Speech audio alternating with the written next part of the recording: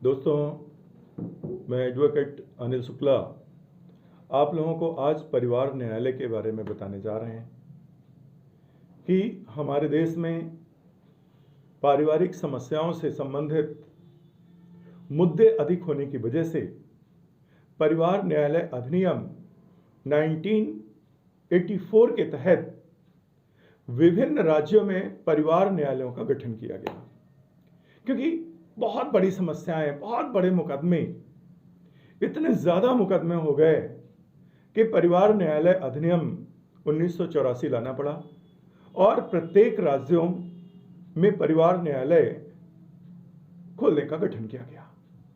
और ऐसे न्यायालयों का गठन राज्य सरकार के द्वारा उच्च न्यायालय की सलाह पर प्रत्येक शहर में जिसमें 10 लाख से अधिक आबादी है खोले जा सकते हैं।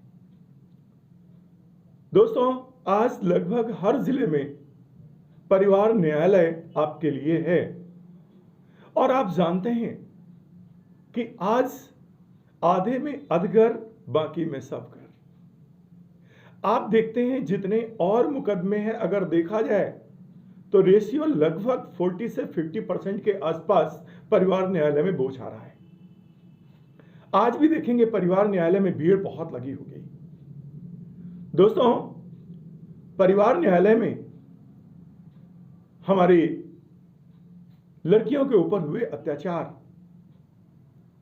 घरेलू हिंसा, शारीरिक शोषण, बदसलूकी, उनके परिवार के द्वारा किया जाना, लड़के के द्वारा किया जाना, सामूहिक रूप से प्रताड़ित किया जाना, और जब लड़कियों को सहना बर्दाश्त से बाहर हो जाता है तो उनके लिए एक अहम मुद्दा होता है कि किस प्रकार से इस विवाह को शून्य किया जाए, जिसके लिए वो अदालत का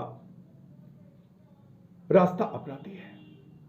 दोस्तों, Indian panel code section 498A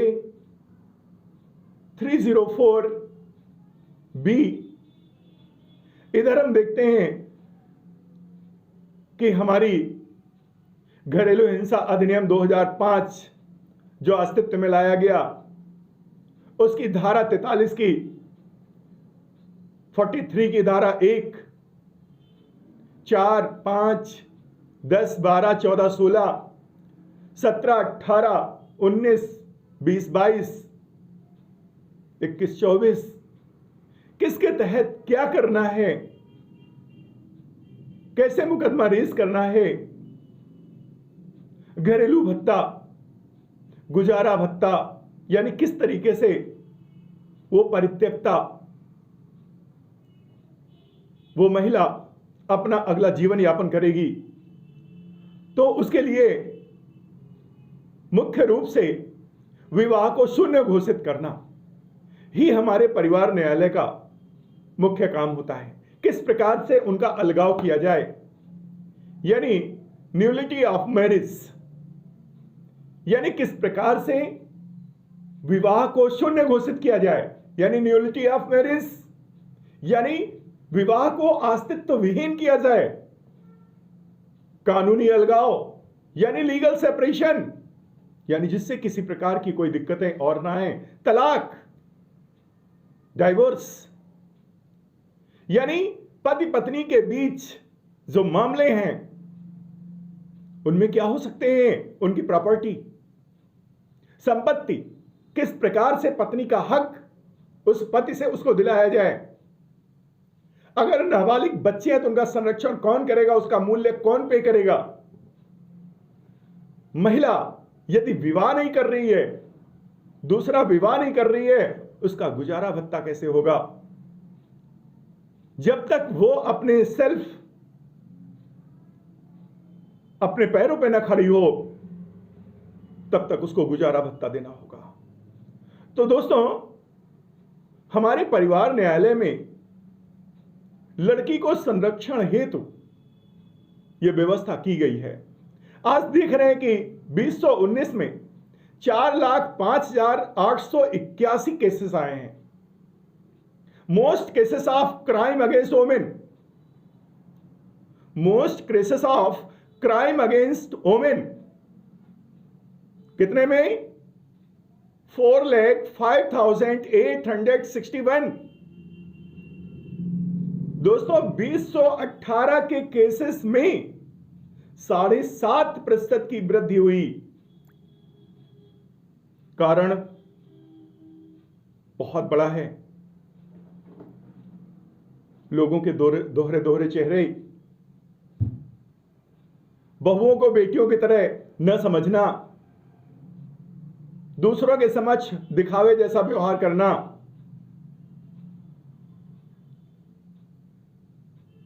कुलुषित मानसिकता से ग्रसित लड़के जिनके चेहरे देखने में कुछ और, पत्नियों के लिए कुछ और जब वो बर्दाश्त के बाहर हो जाता है तो वो घर से उठ करके सड़क पे आ जाता है।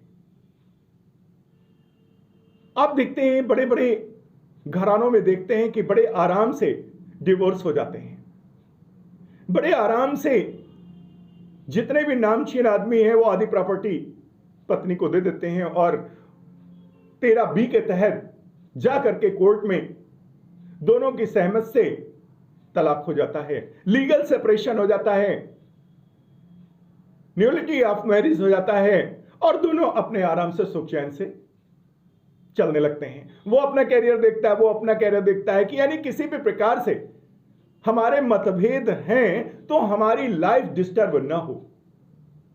लेकिन जो निचले तबके का है, मध्यम तबके का है, वो उसको पर्दा डालने के चक्कर में लगा रहता है और पर्दा डालने के चक्कर में लड़की और लड़के का कैरियर तो जाता ही है बल्कि दोनों परिवार शून्य हो जाते हैं, अस्तित्वहीन हो जाते हैं, जिसमें लड़कियों को उनके संरक्षण के लिए बहुत सारे राइट्स दिए गए हैं। यानी कि क्योंकि जब एक बेटी दूसरे के घर जाती है तो उसको किस तरीके से लोग प्रताड़ित करते हैं, क्योंकि लड़की यानी महिला यानी गंभीरता की देवी होती है, सब कुछ बर्दाश्त करती है। जब वो बर्दाश्त के बाहर हो जाता है तभी वो घर से बाहर निकलती है।